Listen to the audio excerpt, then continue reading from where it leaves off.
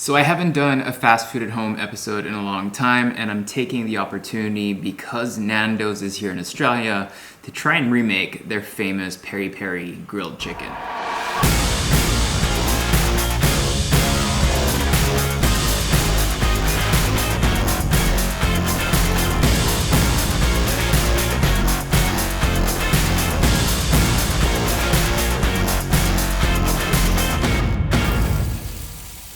If you haven't heard of Nando's yet, it is a chain that basically originated in Johannesburg in South Africa that's extremely popular now in Commonwealth countries like Australia and the UK, and they're famous for making a Portuguese African style peri-peri grilled chicken. One of the reasons why I think people like it so much is because one, it's accessible, two, it doesn't necessarily feel like a fast food, but you do get your food very fast, and the food does taste kind of healthier because it's grilled chicken and there's lots of different vegetable side options.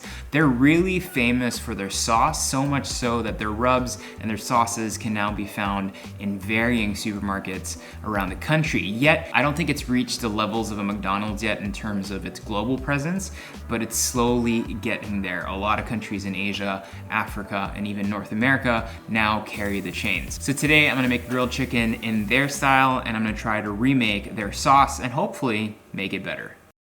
So currently at the supermarket, looking for the ingredients that we need to make this Nando's chicken really tasty. I have a feeling that this, sauces don't have exactly the same flavor as what you'd have in store because they do need to keep some secrets, but it should be fairly indicative of what exactly goes in it. When roasting or grilling chicken, I always recommend making a brine. Since this is grilled, you don't have to worry too much about needing to dry out the chicken before cooking it, since we are not looking for crispy skin. Brining your chicken will just make everything extra juicy, more tender, and simply tastier, so don't skip it. In a large stock pot, start off with 1 cup of water, a 1/3 cup of honey, and a 1/3 cup of kosher salt. Mix everything together and bring it to a simmer.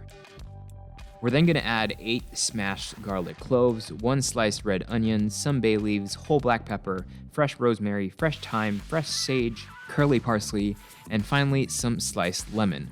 Don't really care about all the skins that are going in here. Stir it all together and then just add in about 2 liters of really cold water to cool it down completely. Only once this is completely cooled, cover your chicken in the brine and leave this covered in the fridge for at least 24 hours. A lot of people will tell you overnight, but I think overnight is definitely not enough. You have to go the full 24 hours. Now let's work on that famous peri-peri sauce. They sell it bottled in the supermarket, so if you look at the ingredient list, it should give you at least a guide of how to try and make it at home. It has an inherent smoky flavor to me, so I'm going to start off by charring my onions and bell peppers in the broiler. No need for oil or seasoning at this point. One of the things I love about Nando's is that they allow you to choose your spice level. I'm going to go for a medium hot by using a couple of Thai chilies and red cayenne peppers. I could have used this habanero, but my household is split when it comes to spice level. Easiest way to clean this is to rub them in between your palms, cut off the tips, de-seed them, and then slice them up. I like to dip them in a little bit of some cold water to help clean them faster. Honestly, you can skip all of this and just put everything in a blender, but some people are judgy when it comes to the seeds of chilies. I personally don't really care. Let's check on our onions and peppers. Ooh, sexy. Take a blender out, throw in some red wine vinegar, juice up 4 limes and 1 lemon. A little bit of sugar, some salt, black pepper, smoked paprika powder, dried rosemary, dried thyme, your chilies, and your charred veggies. This is a flavor bomb waiting to happen. If you don't want to be too crazy, wait for everything to cool down before you blend it. Wait a minute, I'll be right back. All done, perfect. Now we need to cook this down a little to intensify the flavor. Bring it to a low simmer, and this is when we're going to add in a couple cloves of garlic because I really want to retain that pronounced but tamed garlic flavor. Simmer for a further 10 minutes. Place it back in your blender and adjust. I'm going to add a little more lime, salt, red wine vinegar, and some black pepper. Finally, some extra virgin olive oil to help emulsify the whole thing. This will also make the sauce just look like the one I was holding at the supermarket. See? I'm in love. While your badass peri-peri sauce cools down, take out your chicken from the brine. All we want to do is cut off its backbone so that we can flatten it while cooking. So put it breast side down, start at the tail, and cut along the spine twice. Time to bathe your chicken in your sauce. Make sure to not use it all, just enough to rub it all over.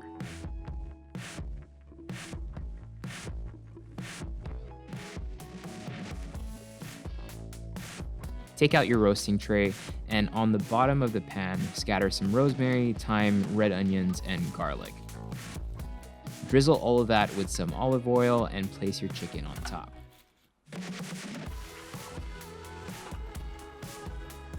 This goes into the oven at 220 degrees until almost done.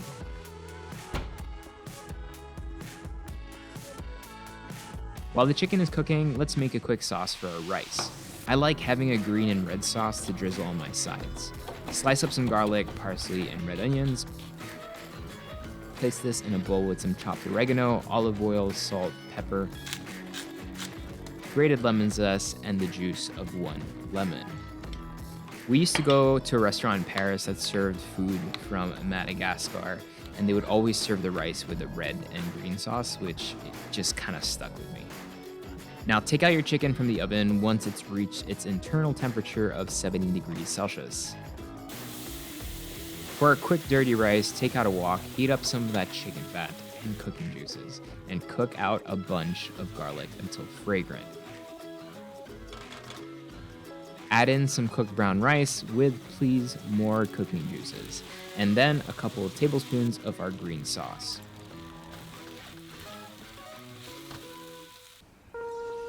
Take your chicken out to the grill. Remember, these are pretty much cooked already. Turn up the heat to medium hot and just give them some char and smoke. Do not be afraid if it looks slightly black. It's okay. It's gonna bring so much flavor to the overall dish. You can even add some additional red sauce all over.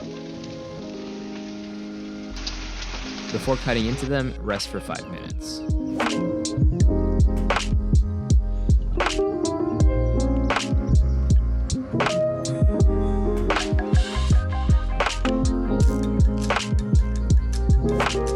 Okay, moment of truth. I've got the Nando's that I literally just ordered now, and then my chicken. So I'm gonna start with the Nando's since it's the original. I've had some really dry Nando's, and I've had some really good Nando's, and this is some really good one. It's juicy, it's tasty, it's flavorful. That's actually really nice. Obviously the size of the chicken will be very different. I'm using organic chicken here, so it's a bit more plump, but let's try it out.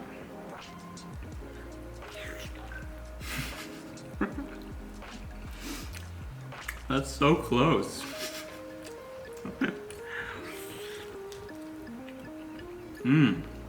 It's super close. The mine maybe could be the chicken, but it's just way juicier. Maybe that brine helped a little too. Flavor-wise, very similar. The Nando sauce is already really good, so I think it'd be hard to kind of like improve on that. It's nice to be able to make it at home, but in terms of juiciness, homemade and with like properly selected chicken. Try this out. So good.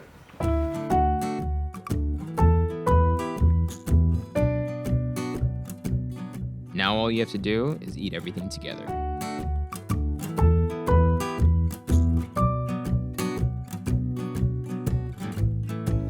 Is it good? Mm-hmm. It's really yummy. Shut up. The sauce as well. The sauce? Not for that one. Where? Tapios.